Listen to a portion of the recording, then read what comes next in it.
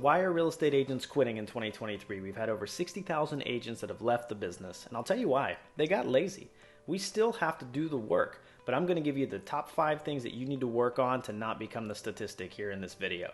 By the way, my name is Chad Leonberg. I'm a real estate agent, coach, and digital marketer. And if you'd like to chat with me about any of these strategies that we're going to talk about in this video, I'd like you to shoot me a message at the contact info below or set up a time in my calendar. So also, if you're an agent that's considering quitting, let me know the top reason why in the comments below. I'm curious of what the struggles are. All right, so the first thing that you need to do to not become the statistic, the first thing that you need to focus on is your mental health. This is one of the things that's very rarely talked about in real estate is kind of how taxing it is mentally. For many reasons, we have to wear a lot of different hats. Buyers and sellers become very emotional during the process. There's a lot of high level emotions that we're dealing with. So if you can't deal with confrontation, this is not the best business to go in. And I've watched some of the best agents give up a fantastic business because they couldn't handle the confrontational aspects of the business. Also, we're running a business. There's no guaranteed pay. There's months where you can go negative. You can spend time and not get paid. So that's a big factor when it comes to all these things are big factors when it comes to mental health. And you have to have, and it's different for everybody, but you have to have some form of strategy to deal with that.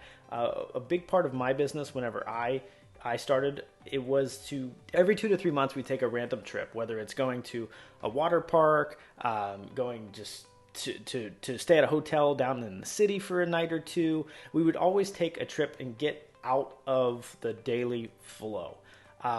You have to do that to separate because this business does feel like it's 24/7. Another good thing you can do is really set up focus modes on your phone, whether it's iPhone or Android, and feel free to shoot me a message. I'm a super nerd about this stuff, but there's a lot of focus modes you can set up to not have distracting apps bother you during work and not have work stuff bother you during personal time. I personally have a family mode, a personal mode, a work mode. Those 3 different modes that I really shuffle through. Optimizing your focus throughout the day is really crucial to the mental health aspect, because if you see, if it's 7 or 8 o'clock and you're out at dinner, I mean, we eat late, but if it's 7 or 8 o'clock and you're out at dinner and you get a message about a deal falling apart, your mind instantly goes to problem solving or the fear or taking on the weight of that decision, which I'll talk about in a second, for that situation. So you've really got to have ways to totally turn those notifications off, whether using a separate phone number, using focus modes and stuff like that. There's lots of different ways, but I would definitely say unplugging from time to time between taking trips and setting up your phone properly is a big deal. But let's also talk about taking on the emotional weight of your client's decisions. You have to start. I use the ABC method, and I've spoken about this for years, but you have to start giving your clients option A, option B, option C. I recommend option A, but this is what's in front of you. Simplify it and bullet point it for them, and then give your nudge, give your opinion, and then get out of the way. Get out of the way and let them figure it out. It is not your decision to make. Too often we take on the stress of making that decision because we know the ramifications of that decision, but our job as agents is to inform them of the potential options, the best course that we see as an expert, and then stay back and go do your other work. Go be with your family. That is one of, I think, the simplest strategies, to deal and try to detach from the outcome of these confrontational and emotional situations, where a lot of agents just don't do that, and they have 5-6 deals going on at a time, and they have the weight of 5 or 6 people's life decisions on their shoulders because they don't separate from that. So I think that is a huge tip, but don't forget your mental health. It's a huge aspect to success in this business. And it's not that you have to not care and detach from the outcome in any of these things. It's just that you have to compartmentalize your brain to be able to self-repair. And if you don't do that, you won't be able to fill other people up with value if you can't contain yourself, is the best way to put that. All right, so simplicity is number 2. Number 2 is you need to keep things simple. I can tell you I underestimated this. I've heard this for years, but keeping things simple is crucial to growth.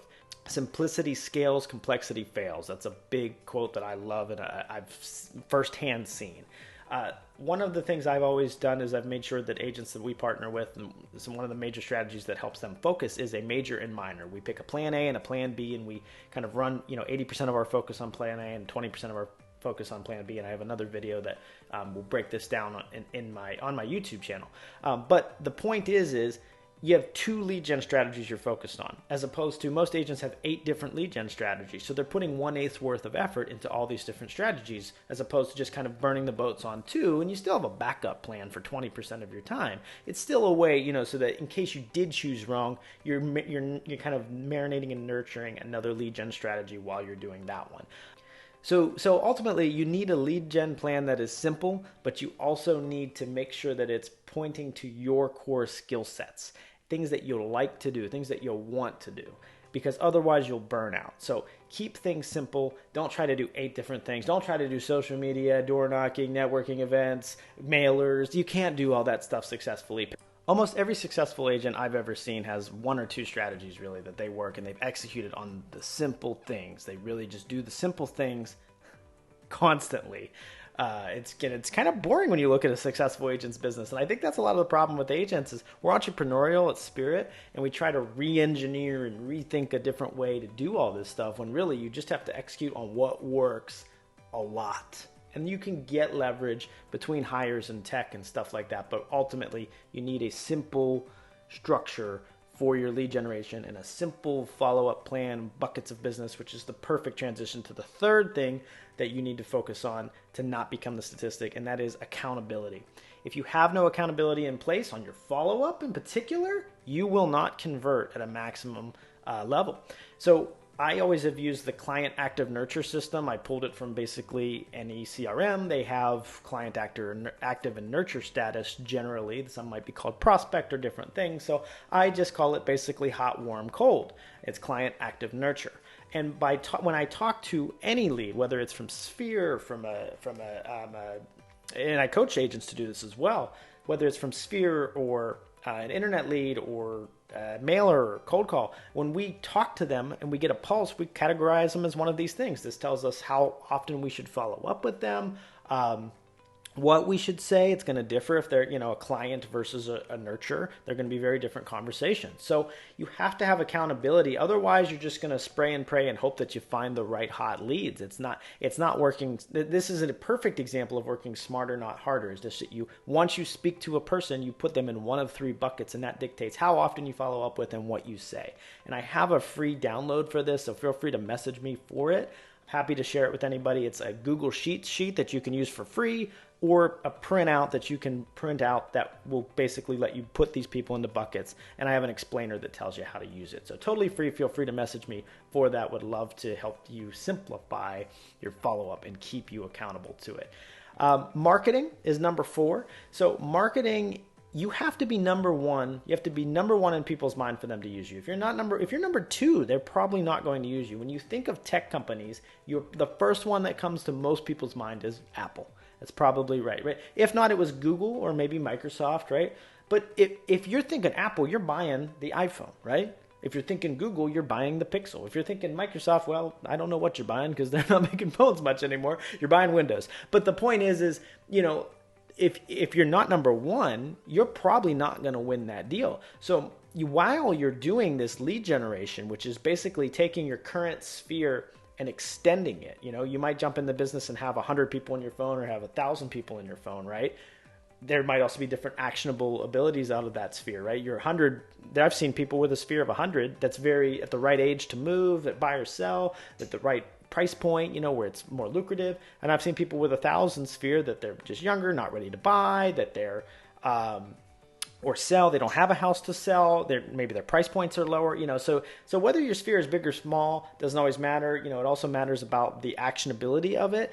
So either way, whether you're dealing with a non-actionable sphere or a not very big sphere, or if you're just new in the business and they don't know that you're valid yet, this lead generation is to extend your sphere out so that you have a bigger one. And you need to market to your current sphere while you're doing this and build that brand.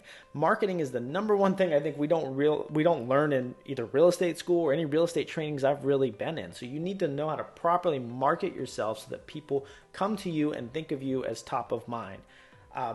The fifth thing is repeat business. That is something that you really need to focus on. Almost any top agent or team that I've seen has a good book of repeat business. It's easy, it's free, it's no cost lead generation, and it takes time to get. If you're new in the business, you've kind of got to go your first year and become valid. Your second year and prove that you're stable. And your third year is when you start to get that recurring, repeat, referral business that can come back in.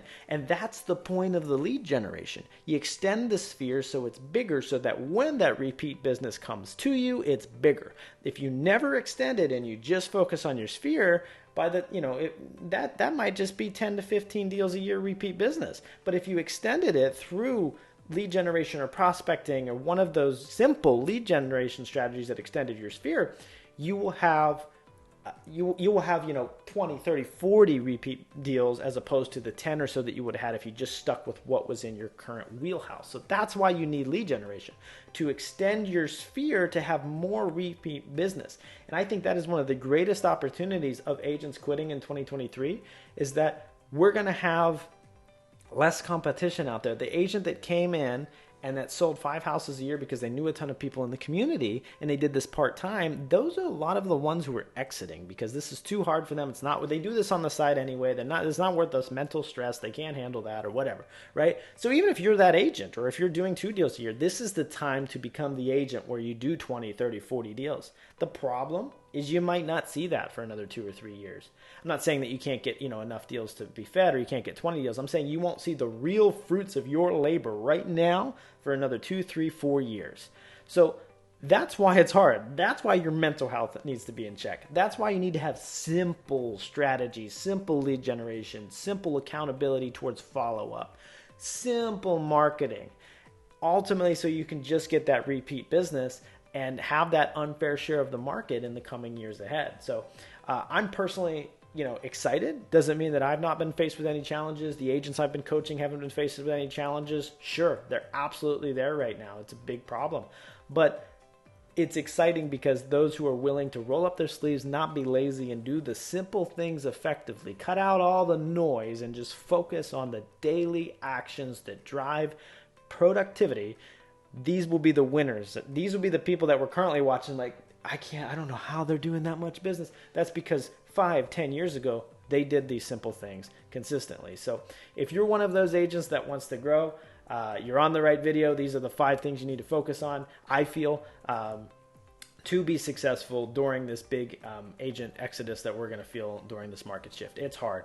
We have 20% less sales relatively, and we have, higher interest rates, low inventory. It's a hard market to battle through.